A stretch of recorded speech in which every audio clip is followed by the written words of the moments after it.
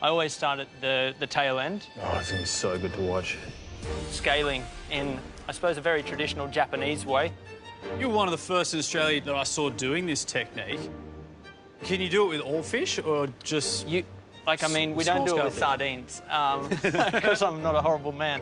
But we do it with fish that exceed a plate size in size. So they're our scales that come off. You could use that too, don't you? Absolutely. We've got it on a dessert at the restaurant at the moment. We cook... Yeah, of course we do.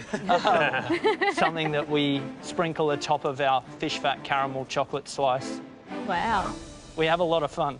This is probably one of the quickest ways to gut a fish. We go in and we feel our way down like that. We turn the fish over and go in. Okay. So, now it's a matter of negotiating Please the don't organs give me out. that cut. Wow. Whoa.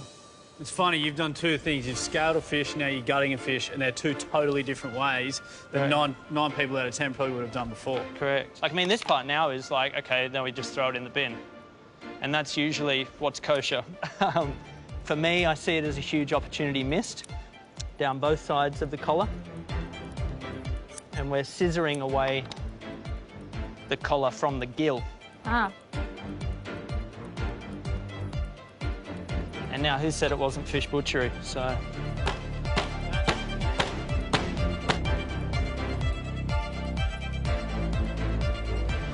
How cool is this? Yeah, incredible. Oh, yeah. I'm going in and I'm going to generate a cut called the shank. So not only does a lamb have a shank, but we're going to give this kingfish a shank. So tail comes off. OK. So I go in and go down. There you go, look at that. Oh. So you can see the beautiful bone marrow in the very centre, and we've got our shank. That's so cool. The darn, which is, I suppose, a very traditional cut. It's that beautiful flesh with the bone in the centre. The beauty of this cut is you benefit from all the gelatine flavour that resides around the bone and then the skin as well. And we negotiate our way over these rib bones.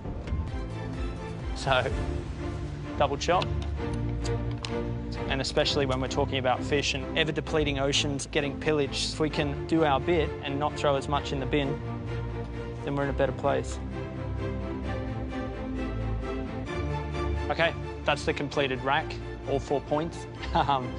These are another type of rack, so they're a double cutlet. So starting from this end, we have the shank of tail, 2 beautiful darns, also known as a cutlet. This is our butterfly belly, full of fat and wonderful flavour. We've got a sashimi centre cut loin without any bones at all. We've got a tail chop. We've got a 4-point rack, and you've got 2 double cutlets, or I like to call them a Barnsley chop, the collars and the head.